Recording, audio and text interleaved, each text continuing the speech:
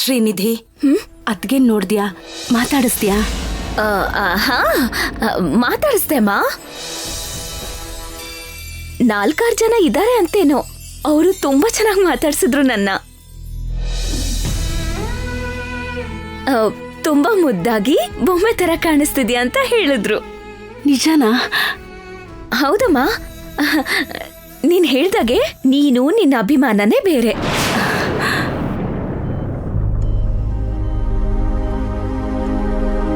ಇದಕ್ಕೆ ಪುಟ್ಟ ನಾನಿಷ್ಟೆಲ್ಲ ಒದ್ದಾಡ್ತಿರೋದು. ಅಮ್ಮನ್ ಸಂತೋಷಕ್ಕೋಸ್ಕರ ಅಮ್ಮಂಗೆ ಸುಳ್ಳು ಹೇಳ್ದೆ. ನನಗ್ ಕ್ಷಮಿಸು ಸ್ವಾಮಿ. ತುಂಬಾ ಸಂತೋಷ ಆಯ್ತು ಪುಟ್ಟ.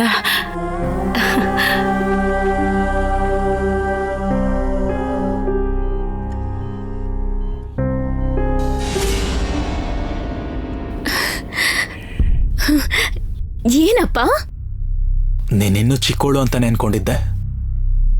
ಇಷ್ಟು ದೊಡ್ಡದಾಗಿ ಯೋಚನೆ ಮಾಡುವಂತ ಮನ್ಸಿದೆ ಅಂತ ಈಗ್ಲೇ ಗೊತ್ತಾಗಿದ್ದು. ತುಂಬಾ ತಿಳ್ಕೊಂಡಿದ್ಯಮ್ಮ. ಹೆಮ್ಮೆ ಆಗ್ತಿದೆ. ಅಪ್ಪ,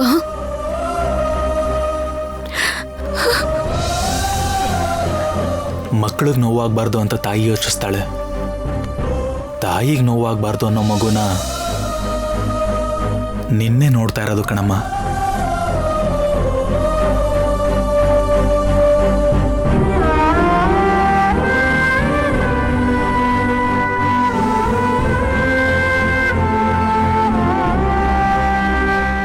ಅದ್ ಬಿಡು, ಈಗ ನಿನ್ ಮಗ ಎಲ್ಲಿ?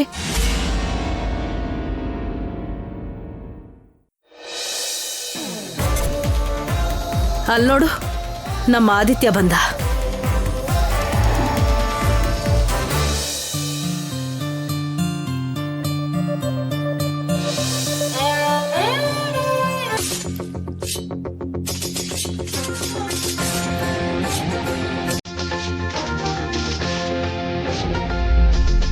ದುರ್ಗಾ, ನಿನ್ ಮಗ ಸಿನಿಮಾ ಹೀರೋ ತರ ಇದ್ದಾನೆ.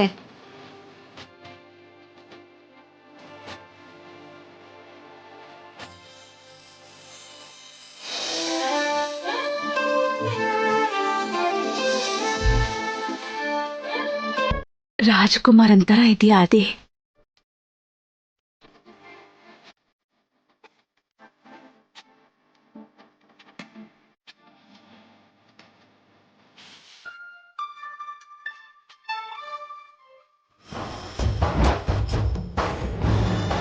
ನಮ್ ಯುವರಾಜ್ ನೋಡಿದ್ರೆ ಅದ್ ಏನ್ ನೋಟನೋ ಇವಳ್ದು. ಲಡ್ಡು ತರ ಇರೋ ನಮ್ ಯುವರಾಜರ್ನ ಪಡ್ಕೋಬೇಕನ್ನೋ ಆಸೆನ ಇವಳಿಗೆ.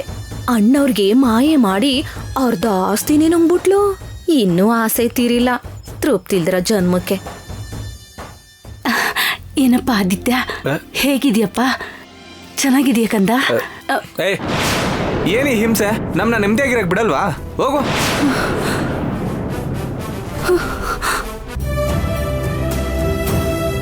ನಮ್ ಮಗು ಅವ್ರ ಮಗು ಆಗಿ ಅವ್ರನ್ನ ಬದುಕಿಸಿದ್ರೆ. ಪ್ರಿಯಾ,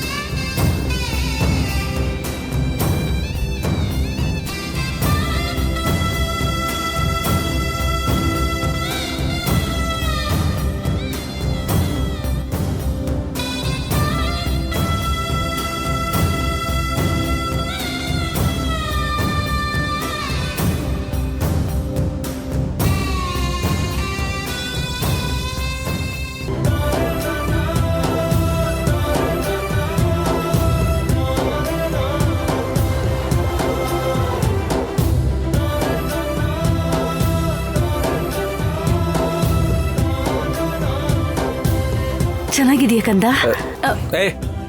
ಏನಿ ಹಿಂಸೆ? ನಮ್ನ ನೆಮ್ಮದಿಯಾಗಿರಕ್ ಬಿಡಲ್ವಾ?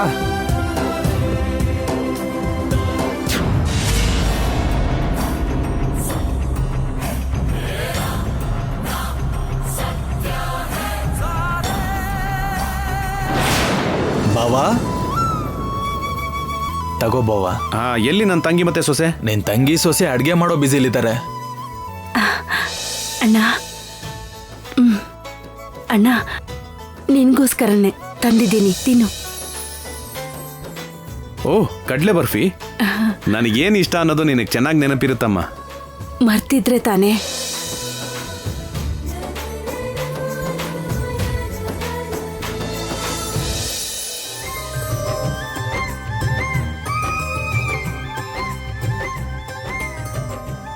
ಎಷ್ಟು ವರ್ಷ ಆಯ್ತಮ್ಮ ಇದನ್ನು ತಿಂದು. ತುಂಬ ಚೆನ್ನಾಗಿದೆ. ಆದರೆ ಚಿಕ್ಕ ವಯಸ್ಸಲ್ಲಿ ಬಟ್ಟೆಲಿ ಕಚ್ಕೊಡ್ತಿದ್ಯಲ್ಲ, ಅಷ್ಟು ಟೇಸ್ಟ್ ಇಲ್ಲ.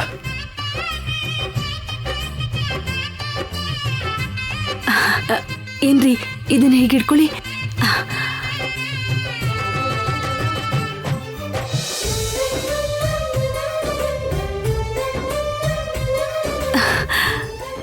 ಅಣ್ಣ ತಿನ್ನು.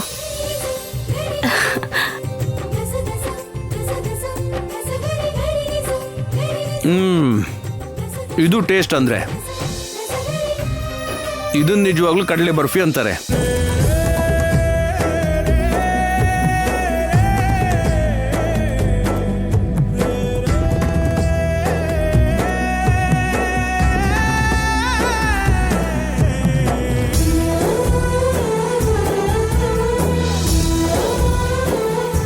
ಅಣ್ಣನೇ ಈ ತಂಗಿ ಬಲ, ಅವಳ ಆರೋಗ್ಯ ರಹಸ್ಯ ಕೂಡ.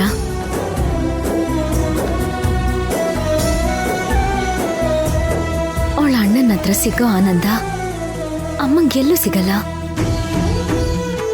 ಎಷ್ಟು ದಿನ ಆಯ್ತು ಅಮ್ಮ ಇಷ್ಟು ಖುಷಿಯಾಗಿದ್ದಿದ್ ನೋಡಿ. ಈ ಖುಷಿನೇ ನಾನು ಅಮ್ಮನಿಗೆ ಪರ್ಮನೆಂಟ್ ಗಿಫ್ಟ್ ಆಗಿ ಕೊಡ್ಬೇಕು. ಅದ್ ನನಗಾಗುತ್ತಾ?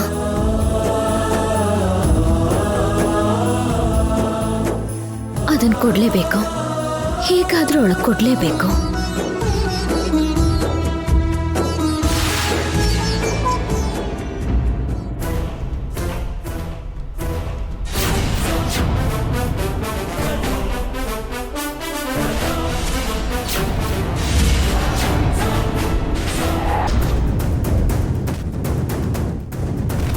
ಈಗೇನೋ ಅಮ್ಮನ್ ನೋಡಿ ದುರ್ಗಮ್ಮಂಗೆ ಹೇಳಿದ್ರೆ ದೊಡ್ಡ ಗಲಾಟೆ ಆಗ್ಬಿಡುತ್ತೆ.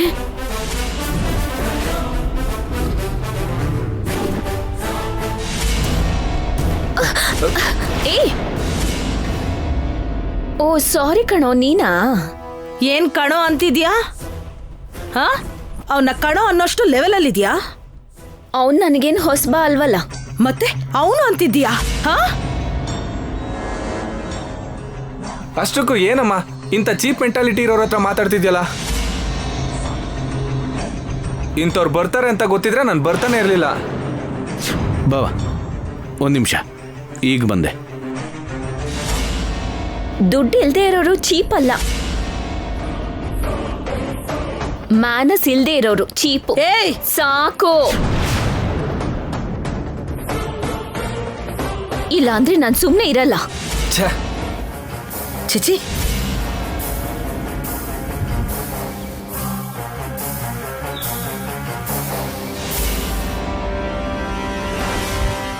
ಅಮ್ಮ, ಏನ್ ತುಂಬಾ ಖುಷಿಯಾಗಿರೋ ತರ ಇದೆ. ಎಷ್ಟೋ ದಿನ ಆದ್ಮೇಲೆ ನಮ್ಮ ಅಣ್ಣನ ಹತ್ರ ತುಂಬಾ ಹೊತ್ತು ಮಾತಾಡ್ದೆ ತುಳಸಿ. ಅತ್ಗೆನೋ ಆದಿತ್ಯನೋ ಬರ್ತಾರೆ ಅಂತ ತುಂಬಾ ಭಯ ಆಗಿತ್ತು, ಆದ್ರೆ ಬರ್ಲಿಲ್ಲ. ಇವತ್ ನನ್ಗೆಷ್ಟು ತೃಪ್ತಿಯಾಗಿದೆ ಗೊತ್ತಾ?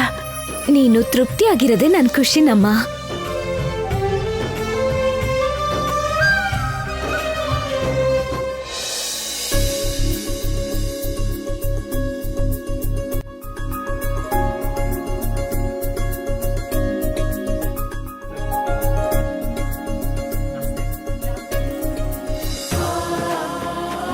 ಏನ್ರಿ?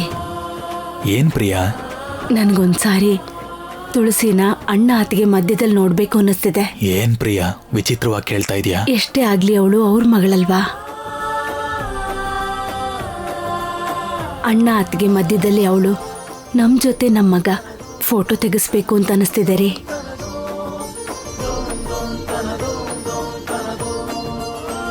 ಇದು ಆಗೋ ಕೆಲಸ ಅಲ್ಲ. ಎಲ್ಲೋ ಆದ್ರೆ ಆಗೋದಿಲ್ಲ. ಅಣ್ಣ ಅತ್ತಿಗೆ ನಿಮ್ಮೆದುರುಗಡೆನೇ ಇದ್ದಾರೆ, ನಮ್ಮ ಮಗ ಕೂಡ ಅಲ್ಲೇ ಇದ್ದಾನೆ. ಎಲ್ರೂ ಫೋಟೋ ತೆಗೆಸ್ಕೊತಿದಾರಲ್ವಾ, ನಾವು ಕೂಡ ಹಾಗೆ ಹೋಗಿ ತೆಗ್ಸೋಣ. ಸರಿ, ನೋಡೋಣ. ಶ್ರೀನಿಧಿ, ಅಮ್ಮ ಬಂದ್ಯಾ? ಬಾ, ನಾವು ಹೋಗಿ ಅಣ್ಣ ಜೊತೆಲಿ ಫೋಟೋ ತೆಗೆಸ್ಕೊಳ್ಳೋಣ. ಅವ್ರ ಜೊತೆ ಏನಮ್ಮ? ಅವ್ರ ಜೊತೆ ಬೇಡಮ್ಮ, ಹೋಗ್ಲಿ ಬಿಡಮ್ಮ. ಏ, ನಿನಗೆ ಗೊತ್ತಾಗಲ್ಲ, ಬಾರೆ.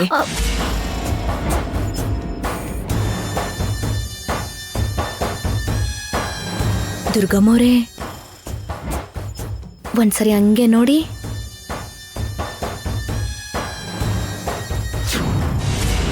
ಏಯ್, ಸಾಕು. ಇಲ್ಲ ಅಂದ್ರೆ ನಾನ್ ಸುಮ್ನೆ ಇರಲ್ಲ. ಅಣ್ಣನ ಜೊತೆ ಫೋಟೋ ತೆಗೆಸ್ಕೋಬೇಕು ಅಂತ ಹಾತೋರಿತಿದ್ಯಾ? ಬಾ, ನಿನ್ ಚರಿತ್ರೆನ ಇಲ್ಲೇ ಈಗ್ಲೇ ಎಲ್ರಿಗೂ ಓದ್ ಹೇಳ್ತೀನಿ. ಕೃಷ್ಣಪ್ರಿಯ, ಪ್ರಸಾದ್ ಅಣ್ಣ, ಶ್ರೀನಿಧಿ, ಬನ್ನಿ ಬನ್ನಿ. ಎಲ್ರೂ ಸ್ವಲ್ಪ ಅವ್ರಿಗೆ ದಾರಿ ಬಿಡಿ.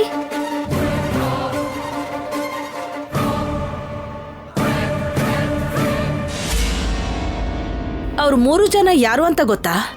ಇವಳು ನನ್ನ ನಾದಿನಿ, ಅವರು ನಮ್ಮ ಮನೆಯವ್ರಿಗೆ ಬಾವ್ನೋರು, ಹೆಡ್ ಕಾನ್ಸ್ಟೇಬಲ್. ಆ ಹುಡುಗಿ ಇದ್ದಾಳಲ್ಲ, ಅವ್ರ ಮಗಳು.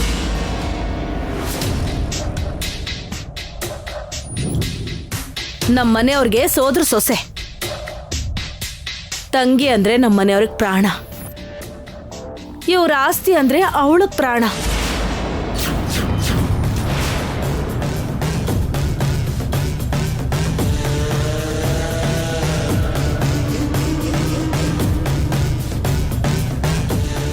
ಹೆಣ್ಮಕ್ಳಿಗೆ ಆಸ್ತಿಯಲ್ಲಿ ಸಮಾನವಾದ ಪಾಲಿದೆ ಅಂದ್ರೆ ನಮ್ಮ ಮನೆಯವರು ಅರ್ಧ ಆಸ್ತಿ ಬರ್ಕೊಟ್ಬಿಟ್ರು.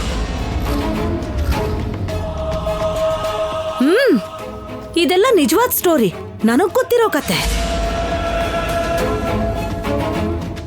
ನಮ್ಮ ಮನೆಯವರು ಕದ್ದು ಮುಚ್ಚಿ ಮಾಡಿರೋ ದಾನದ ಬಗ್ಗೆ ನನಗಷ್ಟು ಗೊತ್ತಿಲ್ಲಮ್ಮ.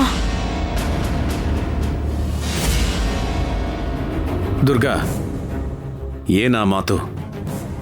ಯಾಕೆ ಈಗ ಅದನ್ನೆಲ್ಲ ಮಾತಾಡ್ತಿದ್ಯಾ? ಅವಳು ಒದ್ದಾಟ ಸ್ವಲ್ಪ ನೋಡಿ. ಇನ್ನು ಯಾವುದೋ ಆಸ್ತಿನ ನಮ್ಮಿಂದ ದೋಚ್ಕೋಬೇಕು ಅಂತ ಮೇಲ್ಬಿದ್ದು ನಮ್ ಜೊತೆ ಫೋಟೋ ತಗೊಳಕ್ ಬರ್ತಿದ್ದಾಳೆ.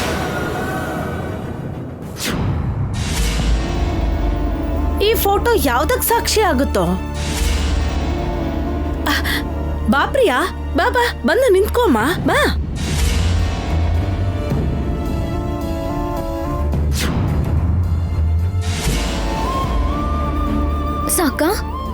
ಸಾಕಮ್ಮ, ನೀನ್ ಪಡೋ ಸಂಭ್ರಮಕ್ಕೆ ಹೇಗೆ ಉತ್ತರ ಕೊಟ್ರು ನೋಡು. ಅಮ್ಮ,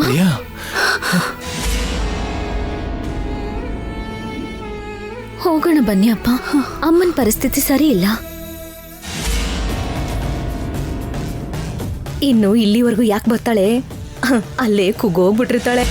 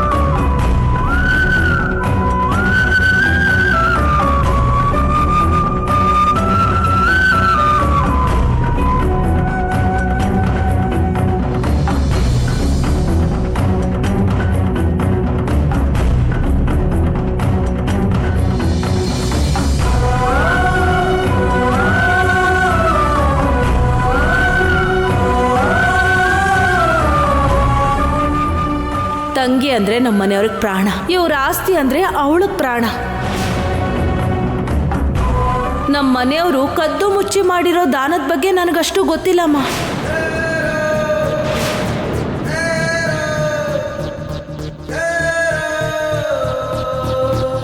ಇನ್ನು ಯಾವುದೋ ಆಸ್ತಿನ ನಮ್ಮಿಂದ ದೋಚ್ಕೋಬೇಕು ಅಂತ ಮೇಲ್ಬಿದ್ದು ನಮ್ಮ ಜೊತೆ ಫೋಟೋ ತಗೊಳಕ್ ಬರ್ತಿದ್ದಾಳೆ.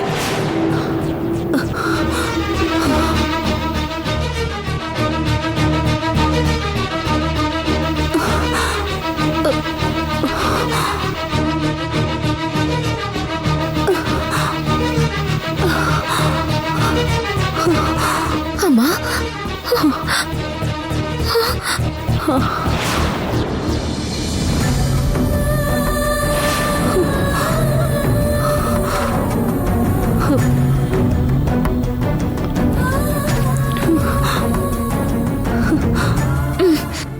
ತಗೊಳ್ಳಮ್ಮ.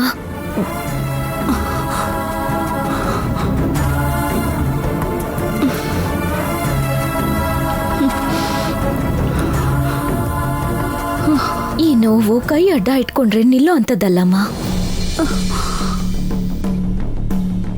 ಅತ್ ಬಿಡು, ಪೂರ್ತಿ ನೋವನ್ನ ಹೊರಗಡೆ ಹಾಕು. ನಿನ್ನ ಮನ್ಸೇನು ಅಂತ ನನಗೆ ಗೊತ್ತಮ್ಮ. ನಿನ್ ನೋವು ನಮ್ಗೇನ್ ಹೊಸ್ತಲ್ಲ ತಾನೆ. ಮನಸ್ಸಲ್ಲಿ ಇಟ್ಕೊಂಡು ಕೊರಗಬೇಡ ಪ್ರಿಯಾ. ಅಲ್ಲ, ದುರ್ಗನ್ ಬಗ್ಗೆ ನಮಗ್ ಗೊತ್ತಲ್ವಾ, ಏನಕ್ಕೆ ಬೇಜಾರು ಮಾಡ್ಕೋತೀಯ? ಅವ್ರಿಗೆ ಬರೀ ನೋವು ಕೊಡೋದೇ ಕೆಲ್ಸ ಅಪ್ಪ. ಆದ್ರೆ ಅದನ್ನ ಸಹಿಸ್ಕೊಳ್ಳೋದ್ ಕಷ್ಟನಪ್ಪ. ಅಮ್ಮ, ನಿನ್ ತಾಳ್ಮೆನ ತಮಾಷೆಯಾಗಿ ತಗೊಂಡಿದಾರವ್ರು. ನೀನು ನಿನ್ ಸಹನೆನ ಬಿಟ್ರೇನೆ ಈ ಸಮಸ್ಯೆಗೆ ಪರಿಹಾರ ಸಿಗದು. ಅವೆರಡೂ ಆಗೋ ಕೆಲ್ಸ ಅಲ್ಲ ಬಿಡು. ಎದೇಳು ಬಾ.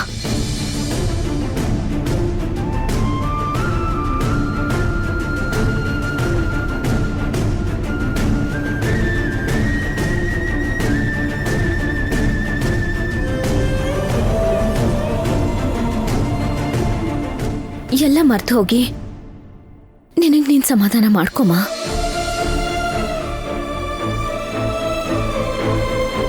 ಸ್ವಲ್ಪ ಹೊತ್ತು ಕಣ್ಣು ಮುಚ್ಕೊಂಡು ನೆಮ್ಮದಿಯಾಗಿ ಮಲ್ಕೊಮ್ಮ. ಎಲ್ಲ ಸರಿ ಹೋಗುತ್ತೆ. ಮಲಗು ಪ್ರಿಯಾ, ಸ್ವಲ್ಪ ಹೊತ್ತು ರೆಸ್ಟ್ ಮಾಡು. ಪ್ರಿಯಾ, ಏನು ಯೋಚನೆ ಮಾಡದೆ ಆರಾಮಾಗಿ ಮಲಗು.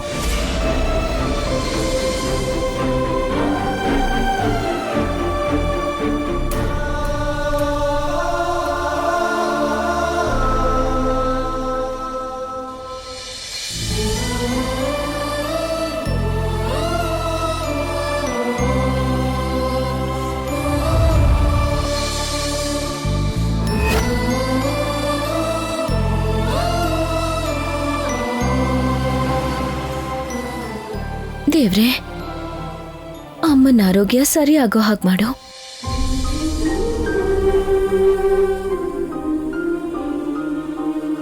ಅಣ್ಣ ತಂಗಿ ಒಂದಾಗೋದಿಕ್ಕೆ ಒಂದ್ ಸಮಸ್ಯೆ ಎದುರಾಗ್ತಿದೆ.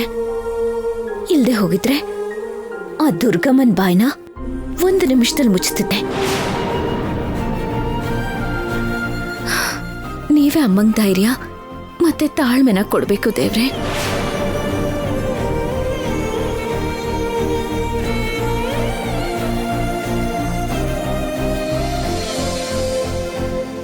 ಯಾಕೆ ದುರ್ಗಾ ಆ ರೀತಿ ನಡ್ಕೊಂಡ್ಲು? ನೀವು ತುಂಬಾ ಗೌರವ ಅಭಿಮಾನ ತೋರಿಸ್ತಿದ್ದೀರಲ್ಲ, ಅದಕ್ಕೆ. ಅಂದ್ರೆ ದ್ವೇಷ ಕಟ್ಕೋ ಅಂತ್ಯಾ? ಅಯ್ಯೋ ಬೇಡ ಸರ್, ಸೈಲೆಂಟ್ ಆಗಿ ಸೆಲೆಕ್ಟ್ ಮಾಡ್ಕೊಂಡು ನಿಂತ್ಕೊಳ್ಳಿ. ಏನ್ ತುಳಸಿ ನೀನ್ ಹೇಳ್ತಾ ಇರೋದು? ನೋವಪ್ಪ, ಅಮ್ಮನ ನೋವನ್ನ ನೋಡಕ್ಕಾಗ್ತಿಲ್ಲ.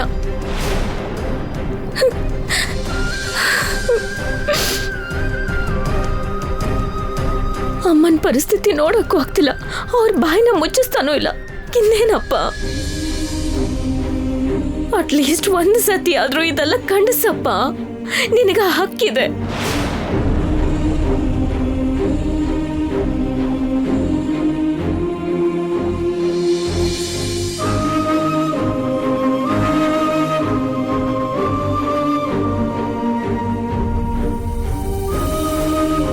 ಈ ಮೌನ ಹಕ್ಕಿನ ಬಗ್ಗೆ ಅಲ್ಲಮ್ಮ,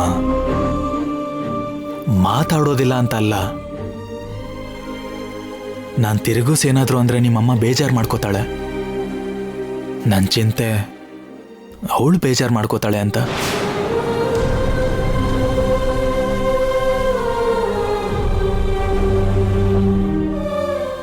ನೀನು ನನ್ನ ಹತ್ರ ಹೇಳ್ಕೊಂಡೆ, ನಾನು ಯಾರ ಹತ್ರ ಹೇಳಬೇಕು ಅಂತ ಗೊತ್ತಾಗದೆ ಕೊರಗ್ತಾ ಇದ್ದೀನಮ್ಮ.